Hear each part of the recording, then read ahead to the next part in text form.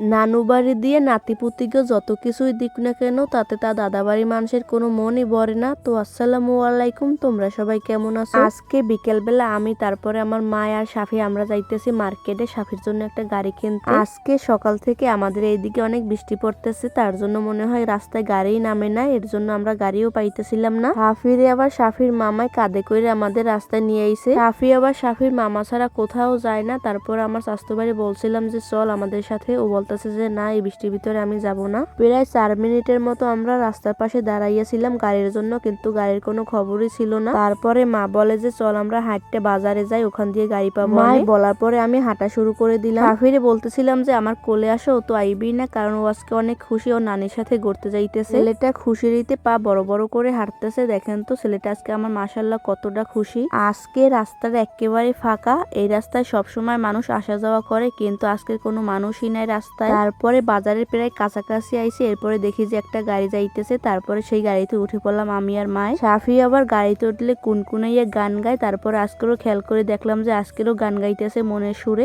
আজকে ওয়েদারটা আমার কাছে অনেক ভালো লাগতেছে, কারণ আকাশে অল্প অল্প মেঘ, তারপর একটু একটু করে শীত লাগতেছে। আজকে আমার মনে হইতেছে যে পৃথিবীটার মনটা একটু খারাপ, কারণ সবকিছু একেবারে থমকে রয়েছে। তারপরে আমরা আসে পড়ছি মার্কেটে, যে দোকান দিয়ে আমরা গাড়ি কিনবো ওই দোকানের সামনে দাঁড়ায় রয়েছি সাফনের আব্বুর জন্য। সাফির আব্বুর জন্য আমি দাঁড়াইয়ে আছি আর দেখতেছি এই সুন্দর সুন্দর সাইকেল গুলো। এই দোকানে নাকি বড়দের অনেক সুন্দর সুন্দর ভালো ভালো সাইকেল আছে। তারপরে এই দোকানে নাকি বাচ্চাদের অনেক ভালো ভালো গাড়ি আছে। তারপরে কিছুক্ষণ পরে সাফনের আব্বু আসে পড়ছে, এরপরে আমরা সবাই গাড়ি দেখতে চলে গেলাম দোকানে। প্রথমে দোকানে ঢোকার পরে আমার ওই লাল গাড়িটা দেখে অনেক ভালো লাগছিল। তারপর ওই লোকে আমাদের লাল গাড়িটা দেখাইতেছে যে কেমন কি। গাড়িটা দেখার পরে সাফির আব্বু আবার সাফির ওই গাড়িতে উঠাই দিছে, যে দেখি যে ও কি করে গাড়ি দেখে। সাফি প্রথমে গাড়িতে উঠেই চালানো শুরু করে দিছে। আমরা প্রথমে ভাবছিলাম যে হয়তো প্রথমে দেখে একটু ভয় পাবে, কিন্তু না, সাফি একটুও ভয় পায় না, ও তো আরো চালানো শুরু করে দিছে গাড়ি।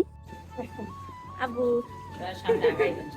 লালটার চাইতেও আমার কাছে এই ব্লু কালারের গাড়িটা অনেক ভালো লাগতেছে। তারপরে দোকানের লোকেরে বললাম যে আমরা লালটা নেবো না, এই ব্লু কালারের গাড়িটা নেবো, এইটা দেন। সাফির নানি আবার দাঁড়াই দাঁড়াই দেখতেছে যে সাফি কিভাবে গাড়ি চালাইতেছে। আজকে সাফির নানাই তারপরে নানি এই গাড়িটা কিনে দিছে। তারপরে গাড়ি কেনাকোনা শেষ, এরপরে টাকা টোকা দিয়ে আমরা এসে জামা কাপড়ের মার্কেটে সবসময় পরার জন্য মাই কিছু মিস্ত্রির কাপড় নেবে। তারপরে একটা দোকানের ভিতরে ঢুকলাম, এরপরে মাই দেখতেছে যে কোনটা নেওয়া যায়। এরপরে মার পছন্দ মতো দুইটা মিস্ত্রির কাপড় নিলাম। এরপরে আমরা রওনা দিছি আমাদের বাড়ির উদ্দেশ্যে। আজকে কেনাকাটা করতে করতে আমাদের অনেক রাত হয়ে গেছে, আর অনেক কিছু কিনছি, সেইগুলো আর আজকে আপনাদের দেখাতে পারলাম না। তো আল্লাহ হাফেজ।